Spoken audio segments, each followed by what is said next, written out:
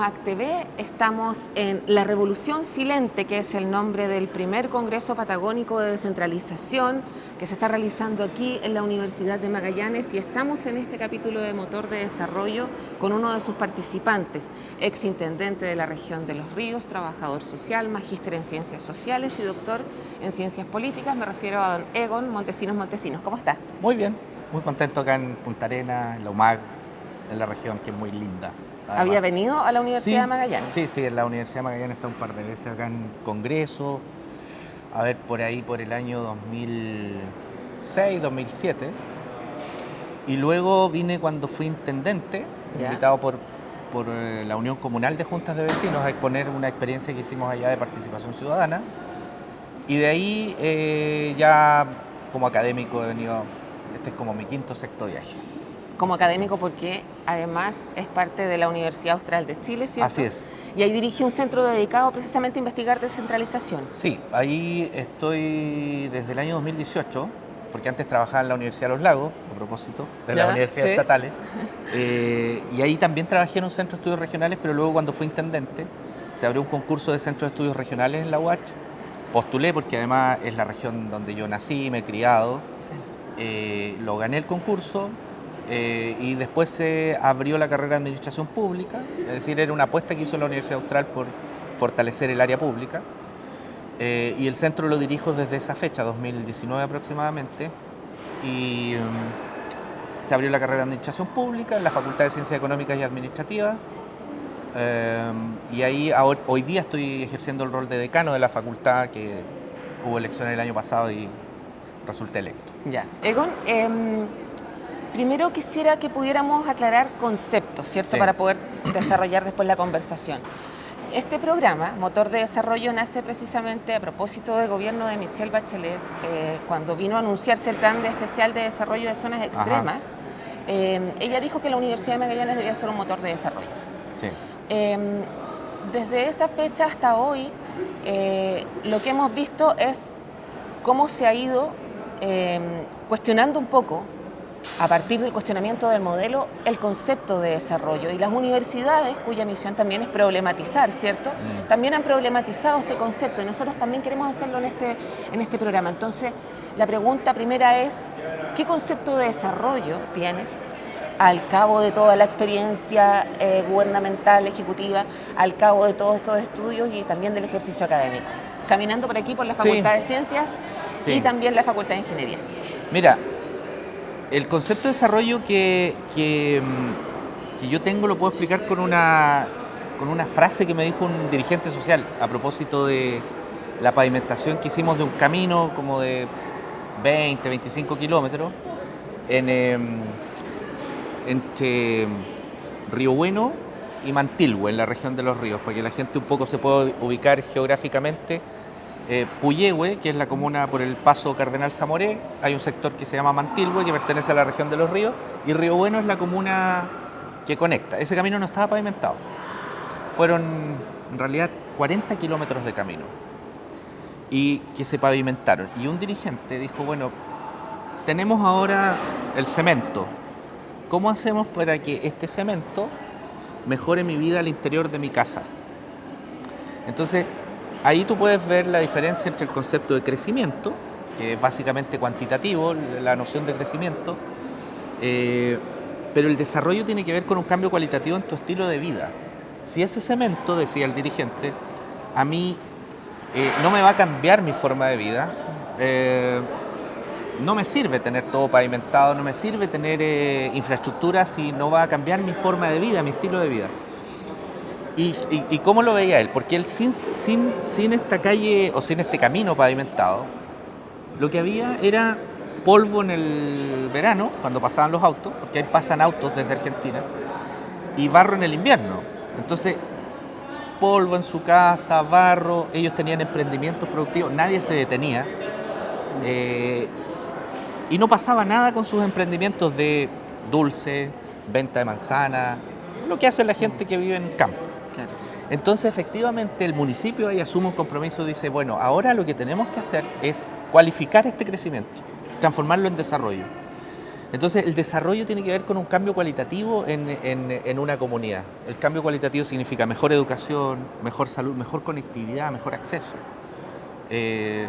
mejores caminos, pero el camino en sí mismo no te resuelve tu calidad de vida. Tiene que pasar algo más, que esa inversión, ese cemento, simbólicamente entre a tu casa, que te mejore tu calidad de vida.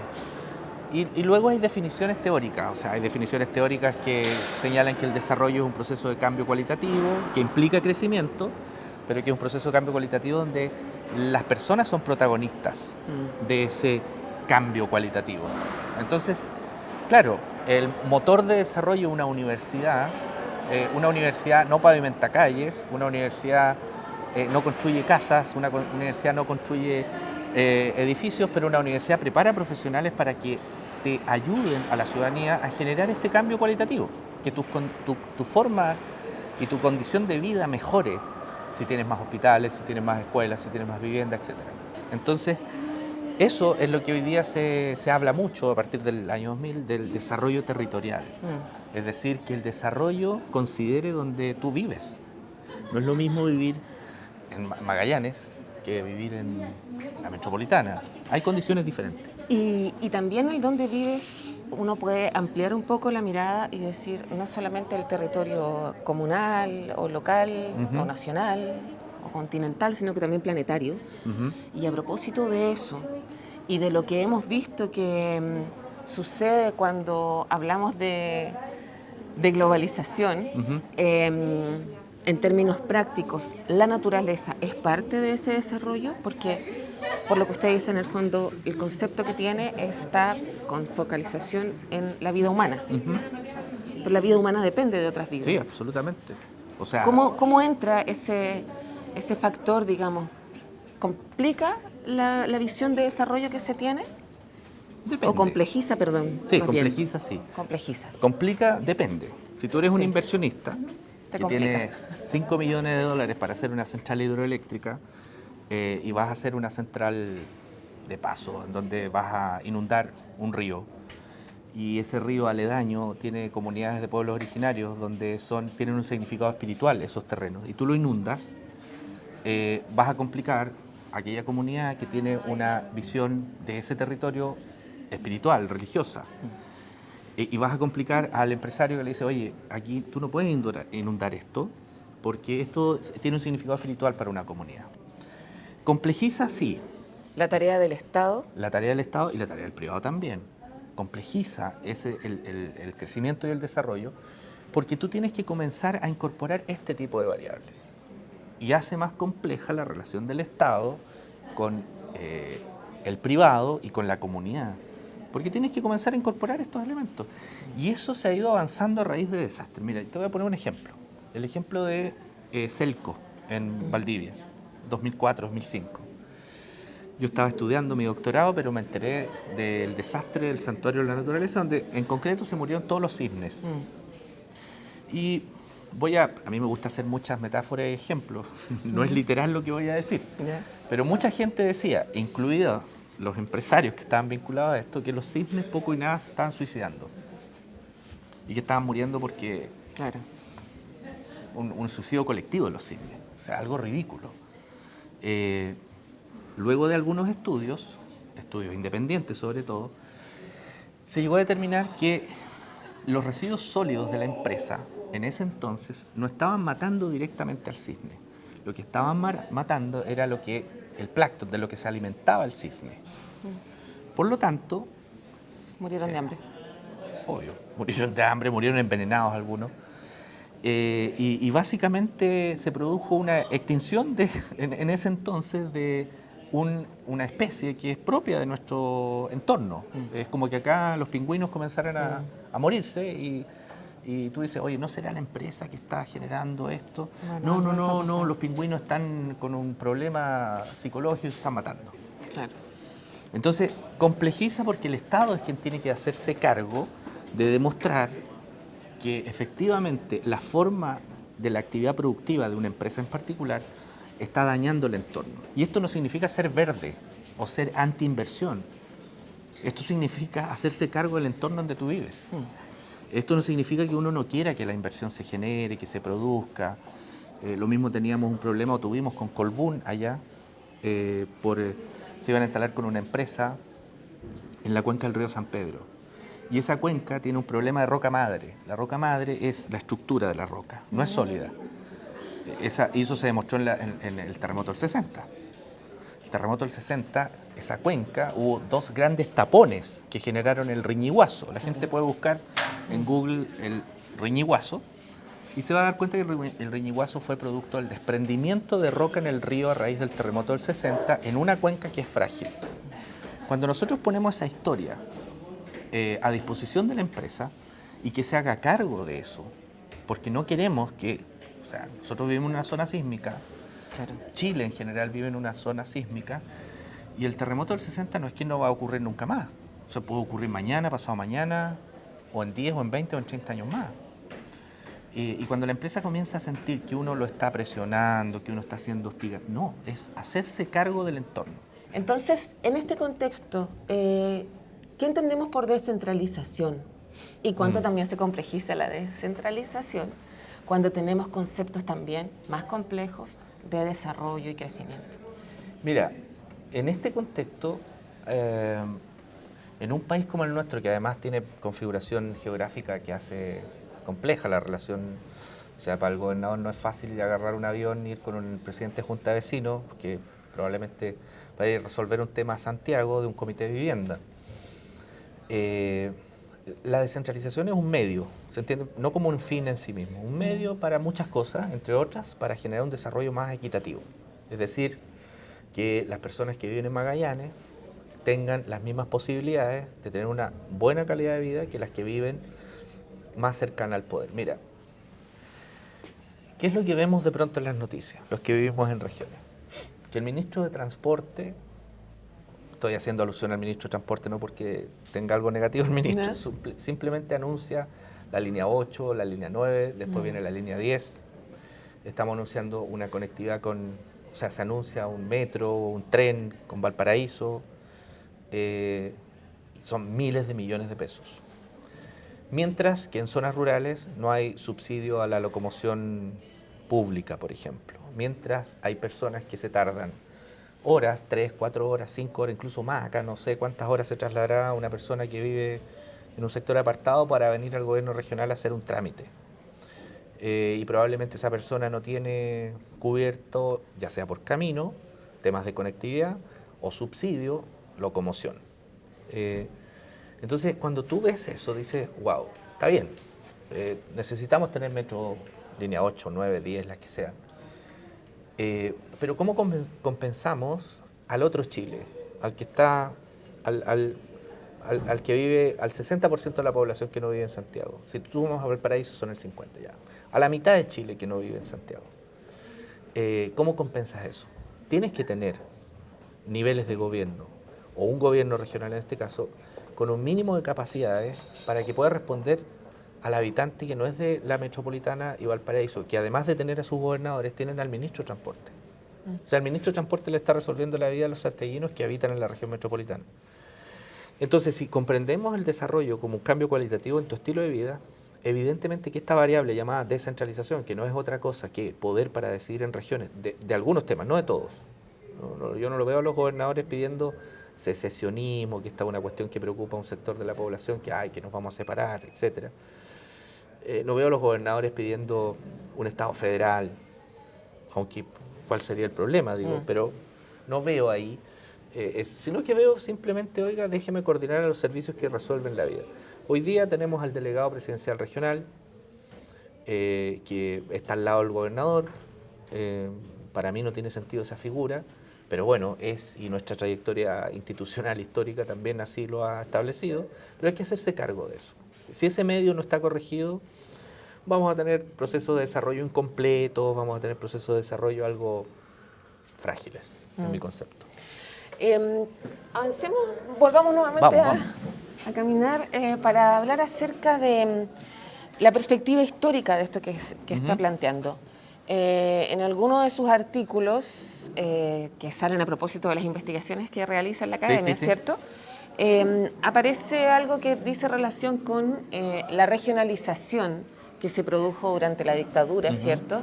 Y que de alguna forma fue visto por algunos como una descentralización, pero en verdad eso no era una descentralización, sino que una nueva división territorial para temas que tenían que ver con la soberanía, ¿cierto? Y para la organización uniforme de este gobierno dictatorial, o sea, de esta dictadura, perdón, que gobernaba. Entonces, eso, hasta los días de hoy, ¿cómo se ve plasmado? ¿Cuál ha sido nuestra trayectoria? ¿Por qué, por ejemplo, ha costado lograr más descentralización, pese a la vocación que han tenido algunos gobiernos, como por ejemplo el de Michelle Bachelet, donde se dejó el delegado presidencial casi como un... No los dejemos sin nada porque va a ser muy violento, casi como lo que pasó con la Convención Constitucional, que parecía demasiado vanguardista lo que se estaba proponiendo. Claro. Entonces mejor vamos más lento y tengamos un gobernador que lo puede escoger la gente, pero dejemos también un delegado y que capaz que después con el tiempo eso desaparezca. Sí, voy a comenzar con lo último que dijiste, porque me recordó el proceso constitucional anterior. Claro, el proyecto constitucional que se catalogó como vanguardista no era tan vanguardista en esta materia, avanzaba mucho en autonomías territoriales, pero nosotros como sociedad tenemos un problema. Los chilenos y las chilenas en general, la élite, tiene un problema. Todo lo que sea vanguardista en nuestro país lo admiramos. Sí, claro. Pero cuando queremos traer ese vanguardismo a Chile, lo rechazamos. Mira, te voy a poner solo un ejemplo. La élite política viaja al País Vasco, a Canadá a ver los quebequeses, a Nueva Zelanda a ver los maorí, viaja a Estados Unidos incluso a ver cómo participan las comunidades indígenas en las utilidades de los casinos, los pueblos originarios. Llegan maravillados, se bajan del avión, llegan al aeropuerto Arturo Merino Benítez, toman el taxi y les baja una especie de clasismo y racismo con los pueblos originarios y todo lo vanguardista que fueron a ver, que fueron a disfrutar, dicen no lo podemos aplicar en Chile. Entonces nosotros tenemos un problema en Chile, que somos una sociedad algo hipócrita en eso, que el vanguardismo que admiramos, nunca hemos querido implementarlo en Chile. Eso como Estado. Segundo, en materia de tu pregunta, y esto lo digo a propósito de que nuestra Constitución que fue rechazada tomaba muchos de esos aspectos que admiramos, pero los rechazamos completamente, porque afloró un racismo y un clasismo en la sociedad chilena que de verdad asustó. A mí me asustó un poquito, especialmente lo que se entendía como relación con los pueblos originarios. Afloró algo que a mí me sorprendió ver gente que se autodenominaba progresista, sí, claro. Entendiendo todo mal. Y esos progresistas siguen yendo al País Vasco, siguen yendo a todos estos lados a pasear. Bueno, la dictadura lo que hizo fue regionalizar Chile. La dictadura en esencia, Pinochet tenía un dicho que era similar al de Mitre, al del general Mitre en Argentina. Él decía, la administración se descentraliza, el poder político jamás. Entonces, ese precepto lo aplicó tanto la dictadura que finalmente a veces se confunde la vocación regionalista de la dictadura con la descentralización de la dictadura. Si hubo una descentralización, fue la descentralización neoliberal que hizo la dictadura, que fue pasarle atribuciones de salud y educación a los municipios, pero sin recursos, sin competencia. Es básicamente para que el mercado entre a participar en salud y educación. Pero lo que hizo la dictadura fue regionalizar. Para deteriorar la educación pública. Además, sí, claro, por la vocación ideológica que tenía. Pero el 74 lo que hace la dictadura es modificar la regionalización porque sí le preocupaba mucho la capacidad de respuesta que tenía el país con Argentina, en definitiva. Entonces las capitales regionales fueron determinantes, las capitales regionales, por su capacidad de conectividad que tenían, aérea, marítima y terrestre. Por eso Valdivia pierde su condición de capital, porque Valdivia, si algo tiene de malo, es su conectividad, o sea, todavía sigue siendo un problema. Si tú, no sé, te imaginas, cortas el puente Cayumapu por el norte y cortas el puente Santo Domingo por el sur y Valdivia queda completamente aislado vía terrestre. Entonces, eso lo vio la dictadura en su propuesta de regionalización, que no era una propuesta de ellos tampoco, era una propuesta que hizo la ODEPLAN en su momento, el año 50, para desarrollar Chile, en esta clave que estábamos hablando al comienzo. Para desarrollar Chile dijo, mira, a ver, ¿por qué no juntamos provincias que tengan vocaciones productivas similares? Forestales, pesca, turismo, y hablamos de regiones en donde se planifique ese desarrollo. Y la Odeplan hizo esa propuesta y ellos impulsaron muchos mecanismos, pero la dictadura toma esa regionalización y dice, no, esta la voy a usar para que ahí estén los intendentes, que eran generales en definitiva, pero con vocación geopolítica. O sea, la geopolítica es capacidad de respuesta ante una amenaza a mi territorio nacional. Clave seguridad interior, clave geopolítica. Esa fue la regionalización que hizo la dictadura y que hizo perder a muchas provincias su capital, su calidad de capital donde llegaban los intendentes provinciales antes. Y después Pinochet lo que hace es hablar de intendentes regionales. Y nosotros no nos pudimos sacar esa regionalización. O sea, nosotros cuando digo como sociedad, la concertación en los 90... ¿No pudimos o no quisimos? O sea, no quisimos en realidad. ¿Por qué? Yo creo que, a ver, pueden haber dos hipótesis. Una, que las regiones como que se metieron en la identidad de la gente. Y cuando se crea la región de los ríos, en el gobierno de la presidenta Bachelet, hubo una reforma que muy poca gente conoce, que es una reforma constitucional que elimina los números de las regiones. O sea, ya las regiones no tienen más números. Sí, claro. Esta no es la 12, esta es la región de Magallanes y la Antártica chilena. Porque ¿cómo iba a quedar la región 14, que eran los ríos, entre el 9 y el 10? O sea, el 14 está entre el 13 y el 15. No está entre el 9 y el 10. Entonces, bueno, ahí se dijo, eliminemos los números y pongámosle nombre. Pero yo insisto, fíjate en los programas deportivos, que es donde la cultura popular es más masiva en el deporte, en el fútbol sobre todo. Esa es una hipótesis, entonces Esa es mi hipótesis. Se metió en la cabeza del imaginario colectivo. Y la segunda hipótesis es que nunca hubo comprensión en la élite política chilena de lo importante que es la regionalización para la descentralización y para el desarrollo. Nunca lo han entendido. De hecho, mira, muy pocos regionalistas han estado en el gobierno. Yo le tengo cariño a todos los gobiernos de centro-izquierda, obvio, cariño también a los gobiernos de derecha, pero ninguno de esos gobiernos ha tenido un regionalista que diga regionalicemos Chile para alcanzar otro desarrollo, otra matriz de desarrollo. Entonces nunca le han entrado a la regionalización como proceso de organización territorial del país. Le han entrado a la descentralización, que es el proceso de distribuir poder político, administrativo y fiscal en esa regionalización.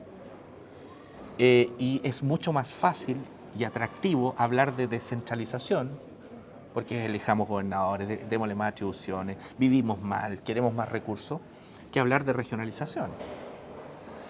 Entonces esas dos hipótesis son las que tengo en la cabeza. Una, se metieron los números. O sea, y esto me da pavor decirlo, porque no puede ser que nosotros en Chile le tengamos tanto amor a una autoidentificación por número y no por nombre. ¿Te fijas? O sea, soy de la novena. ¿Qué diablos significa ser de la novena? ¿Y cuánto queda entonces de más allá de que lo escuchemos en los partidos de fútbol? Es un ejemplo nada más, sí, pero sí. Lo he escuchado en otras noticias también. Lo mío fue una metáfora. Sí. En nuestras formas de comprendernos como nación, ¿qué tanto hay de que durante la dictadura hubo un esfuerzo por convertir a este país en más en una economía que en una democracia? Sí. Bueno, ahí entra otra variable de la dictadura, que es la variable ideológica neoliberal. Porque la dictadura tenía tantas almas que en materia de regionalización tenía una alma, que era la geopolítica. Pero en materia de regionalización, José Piñera y los Chicago Boys importaba un bledo. O sea, a esa élite le importa un bledo lo que pasa en Punta Arenas. O sea, le importa un bledo lo que pase, a menos que tengas una inversión. O a menos que aquí haya un negocio. Tierra del Fuego puede importar. Por ejemplo. Pero ahí entra el alma de los 80, que es el alma de usar la descentralización, no la regionalización, como un mecanismo para reducir el tamaño del Estado. Reducir la importancia o el rol del Estado en salud y educación. Y esa era una recomendación del Consenso de Washington. El consenso de Washington se juntaron un grupo de economistas en torno al FMI y el Banco Mundial y dijeron, mira, así tiene que ser la cosa en América Latina.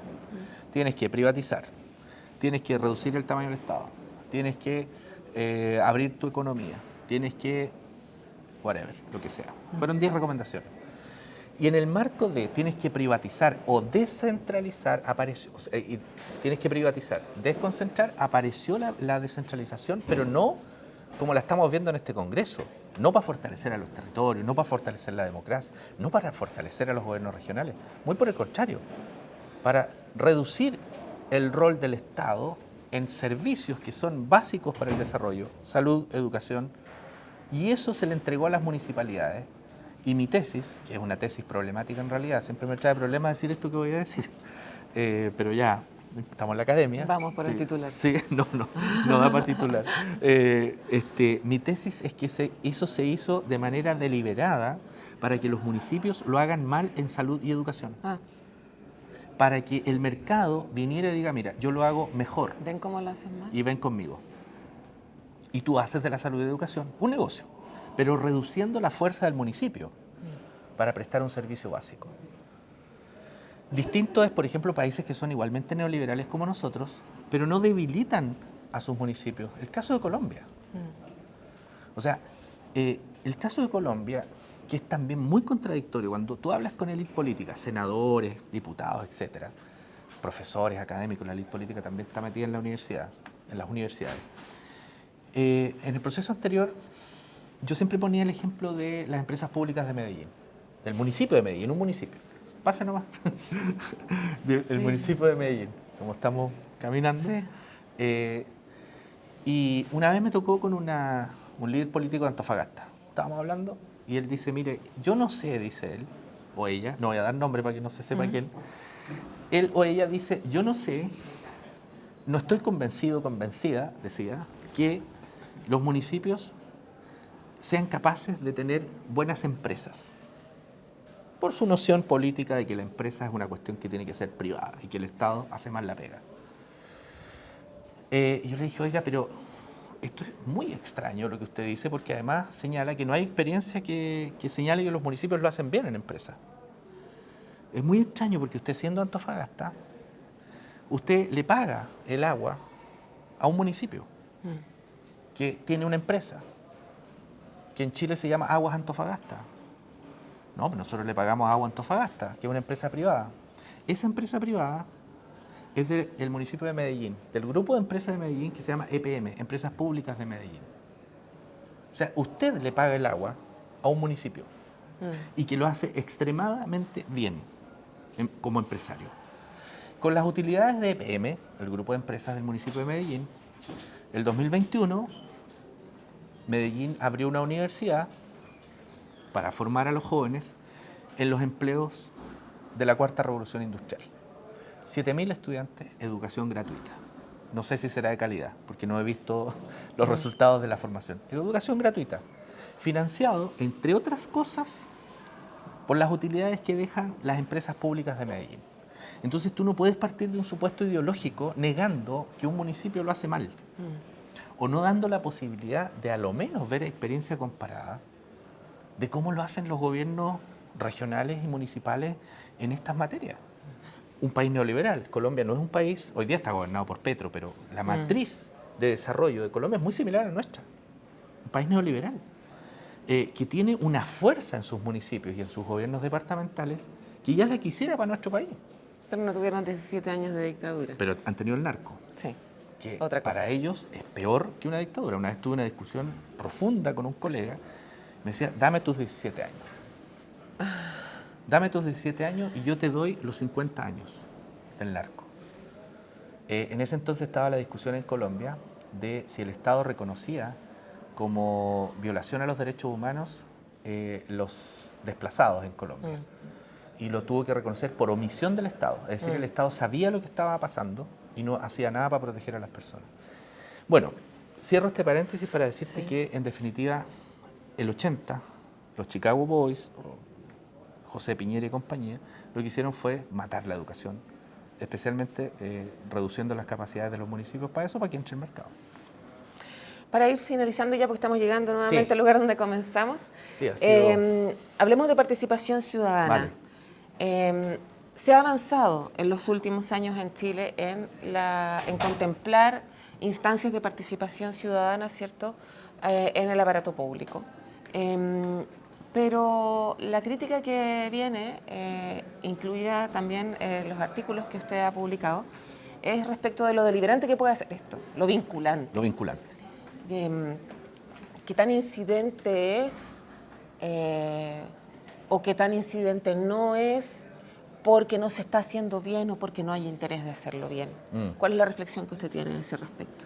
Mira, lo primero que digo es que las personas, los dirigentes sociales, los ciudadanos, son tan racionales como tú y como yo, y como el camarógrafo, la fotógrafa, que todos maximizamos nuestro tiempo. Es decir, nadie hace nada, o sea, muy poca gente hace actividades en el día para perder el tiempo, por ejemplo. Yo conozco muy poca gente que dice, mira, me levanté y quiero perder el tiempo, quiero hacer nada. Poca gente conozco. Que lo reconozcan. Que lo reconozcan. Pero los dirigentes sociales, ¿por qué debieran ir a un espacio de participación ciudadana, ya sea municipal o regional, a escuchar y ni siquiera opinar y menos a decidir algo? ¿Por qué tendrían que ir? ¿Por un compromiso religioso, simbólico? No. O sea, yo creo, el tiempo que me he dedicado a estudiar esto, he llegado a la conclusión de que las personas necesitan espacios de participación ciudadana donde su opinión esté vinculada con una decisión, que es lo vinculante. Que esté vinculada con una decisión, pierda o gane, consideren o no mi minoría, si soy minoría, si en un espacio de deliberación termino siendo minoritario, pero hice ver mi posición, y si el espacio de deliberación va a ejecutar lo mayoritario, o al contrario, lo minoritario se va a transformar en política pública porque no está visibilizado por lo mayoritario, eso tiene un resultado, un efecto. Entonces, los espacios de participación ciudadana en este nuevo contexto, con autoridades electas, requieren de que sean espacios que sean o incidentes o vinculantes. Vinculante que esté garantizado por una norma, un reglamento, una ley. Es decir, si a usted lo convocan a decidir qué hace con 10 pesos públicos, que el resultado de lo que se hace con esos 10 pesos públicos sea lo que se ejecute. Porque eso genera confianza, me están invitando a un espacio en donde algo va a pasar. Si yo no voy, es mi decisión. Claro. Pero si yo voy, algo va a pasar. Si van más parecidos a mí, algo va a pasar. Si van menos de los parecidos a mí, mi propuesta, mi interés puede que se vea perjudicado. Tú vas movilizando intereses y vas evitando que se capture el espacio público por un solo interés, que puede ser el interés del que tiene más acceso a información, que puede ser el interés del que está gobernando, que puede ser el interés del grupo que está gobernando, etc. Tú vas reduciendo la posibilidad de la captura de espacios públicos por élite, grupos interesados, etc. Entonces, yo creo que hoy ya la sociedad chilena, estoy hablando, hago la distinción entre la sociedad chilena y quienes gobiernan. La sociedad chilena ya no aguanta más de estos espacios de participación informativos. O sea, infórmenme bien, pero yo necesito participar. Yo quiero participar. Yo quiero ser consultado y quiero decidir si es posible. Pero la élite política va un paso atrás, creo. Va un paso atrás todavía creyendo que tú puedes convocar a la ciudadanía solo para que te escuchen. Y no para poder entrar a construir políticas públicas, a decidir políticas públicas. Y en eso han ayudado harto los gobernadores, porque lo que he visto en los gobiernos regionales es que muchos están impulsando espacios de participación incidentes, le llaman algunos, otros vinculantes, a través de sus políticas regionales de participación ciudadana. Los municipios ya han avanzado mucho, incluso antes que el nivel central de gobierno. El año 2000, recuerdo la aparición de los primeros presupuestos participativos en Chile, Buin, Cerro Navia, Lautaro, San Joaquín, Illapel.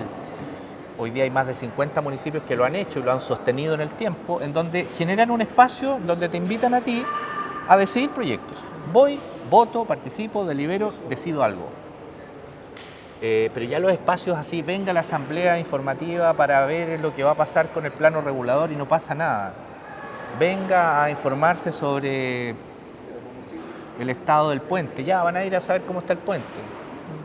sirven esos espacios, pero yo creo que hay que dar un paso más en la democracia que tenemos en Chile. Bueno, muchísimas gracias por esta conversación, Muchas Egon, gracias. que es parte, ¿cierto?, de lo que comentábamos de este primer Congreso de Descentralización que se realiza aquí en Magallanes, en la Patagonia.